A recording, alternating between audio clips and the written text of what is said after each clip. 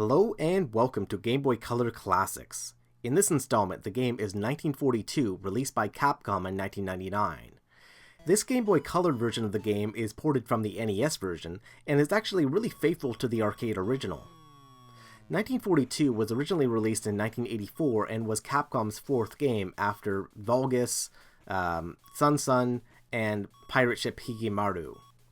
As only their fourth title they had ever produced, it's not a very advanced game, but it still was very, very popular at the time, and, it spanned one of Capcom's most, timeless series ever, with games that would come after it, including 1943, as well as the 1942 Joint Strike, which was recently just released. This game is kind of infamous for having absolutely terrible sound, where the background music is just basically this beeping, and it gets really annoying. But as such, the game is kind of hated upon by some people, but I don't really think it's all that bad. You just need to look at it in its historical, really impact that it had. And the gameplay is actually really quite good in this Game Boy Color version, which is something that's really surprising considering, what the Game Boy was. This is a game that doesn't need a giant screen real estate, so because the sprites are so small and, that's basically all you need to do is just move back and forth and keep shooting upwards. So you play as a P-38 and you're shooting down endless Japanese Zeros and other Japanese planes in the Pacific War of 1942. So it's kind of odd to me that, the Japanese would develop this game where the only thing you're doing is killing lots and lots of Japanese people, but, whatever. Capcom does some strange things sometimes. 1943 would come out a few years later, and that would be a game that would expand around 1942 immensely. And over the years, throughout the 90s, there would be more and more 1942 sequels, including like 1944, there was a 1941, 1940XX, all this stuff. And it's actually kind of funny that, they would continue to make these kind of games where you would play as a P-38 typically, and you would shoot down Japanese planes. And that's the kind of idea.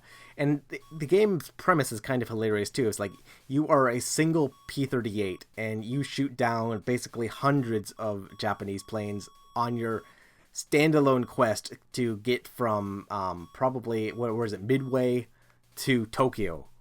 Like there are 32 levels in the game, and that's your goal, is to single-handedly make your way to Tokyo.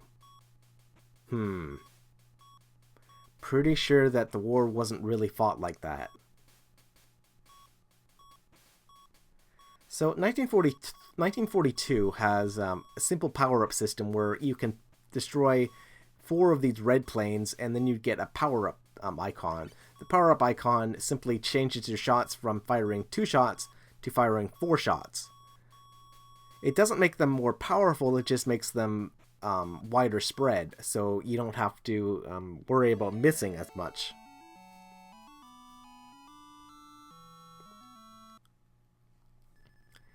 In addition to your ability to fly around and shoot, you can also press the A button to do a roll. You can do 3 rolls per stage. The purpose of the rolls are to simply avoid shots or get out of the way of enemy planes that would otherwise kill you, because you will die in a single shot. Just like what I just did. When you die, you get powered down again, and, that sucks, but, whatever. 1942 is a game that actually kind of works for the Game Boy, because it's not a game that is very complicated. It's not a game where you really need to play it for endless hours to really get as much enjoyment out of it as possible.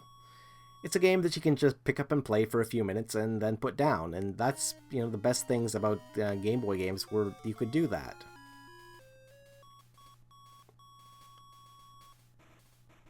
Nineteen 1942 for the Game Boy does not have any sort of premium price or anything, so if you're looking for a copy, you can pick one up for fairly cheap.